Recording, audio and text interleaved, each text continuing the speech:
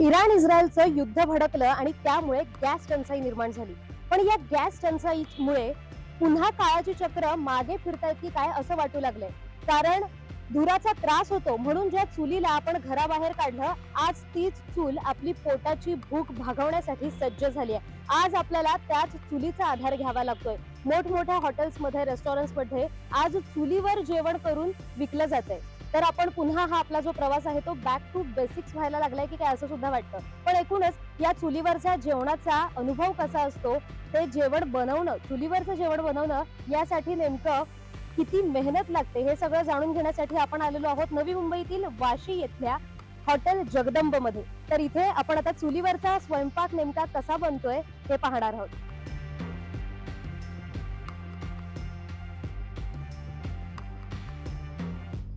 आपण आता आलेलो आहोत जगदंब या हॉटेलमध्ये आणि इथे आपण पाहत असू की इथे चुलीवरचा स्वयंपाक मिळतो आणि चुलीवर स्वयंपाक केला जातोय.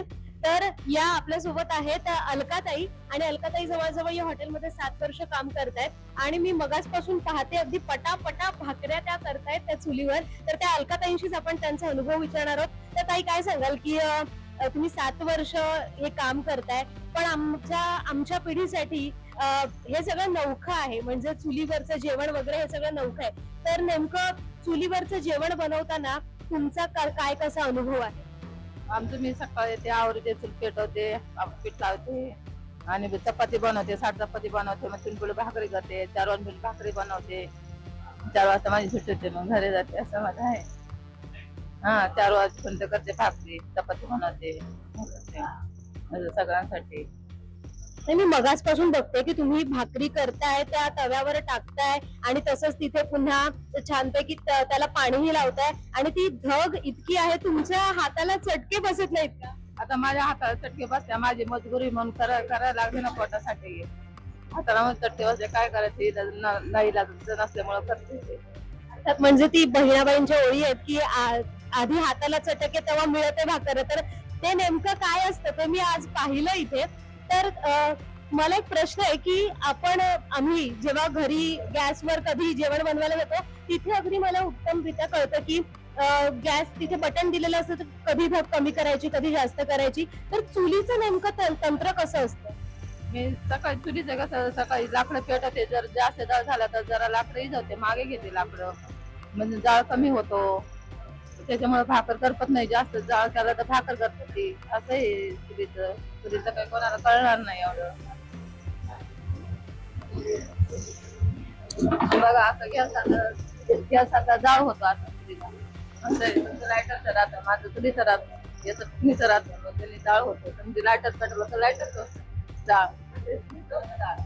अलकाताई मगासपासून भाकरी कशा थापतायत ते मी बघतेय. आता ह्या चुलीच्या जवळ बसले, फार धग जाणवते, पण मी हा भाकरी थापण्याचा प्रयत्न करणार आहे. अलकाताई बरोबर करते की नाही ते तुम्ही जरा बघा. पहिल्यांदा भाकरी थापतीये मी. माझ्या घरात माझी आजी वगैरे छान खाली. अलकाताई मला शिकवत आहे.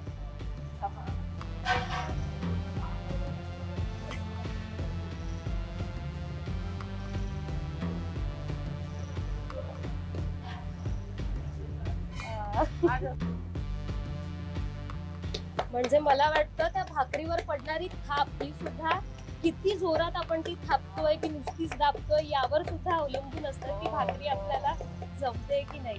आरामाने करायचं.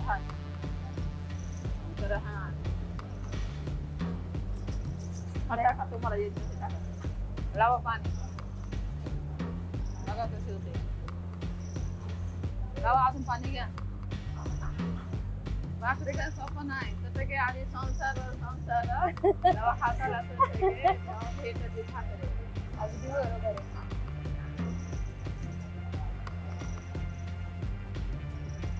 अलकाताईंच्या निगराणीमध्ये भाकरी थापण्याचा प्रयत्न केलेला आहे आणि भाकरी ती आता तव्यावर सुद्धा टाकलेली आहे.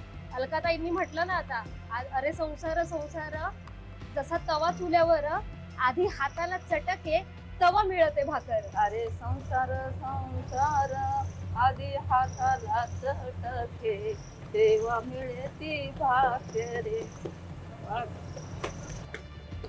पण असा भाकरी थापण्याचा अनुभव घेतलेला आहे, चुलीवरचं जेवण कसं बनवतात याचा सुद्धा अनुभव घेतलेला आहे. पण हे बाहेर जे काही युद्ध सुरू आहे ते लवकरच संपू दे आणि पुन्हा हे सगळं स्थिर स्थावर होऊ दे हीच आशा आहे.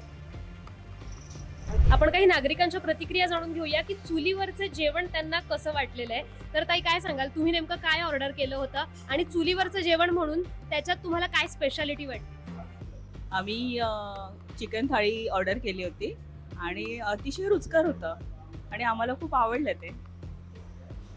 तर चुलीवरचं जेवण आपण म्हणतो तर त्याच्यामध्ये एक काहीसा स्मोकी फ्लेवर असतो आणि त्याचा म्हणजे तो कसा तुम्हाला त्यातलं वेगळे पण कसं सांग?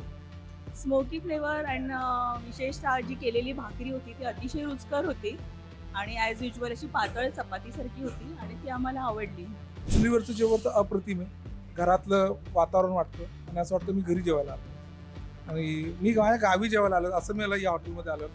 माझ्या पण घरी मी आता का इलेक्ट्रिक ती शेगडी घरी घेऊन गेलो, कारण का की गॅस सिलेंडर पुढे भेटेल की नाही ऐकेल. तो थोडं पॅनिक सिच्युएशन आहे, पण नॅशनलमध्ये सगळ्या लोकांचं सगळ्यांना बघायचं, त्याच्या लवकरात लवकर वरच्या तिथे तर मार्ग निघेलच. चुलीवरती जे आहे ना, जे सगळे हॉटेल अडॉप्ट करतात आता त्यांनी केलंच पाहिजे. गेले 4 दिवस झालं आपण सध्या तरी सर्व जेवण चुलीवरती बनवतोय.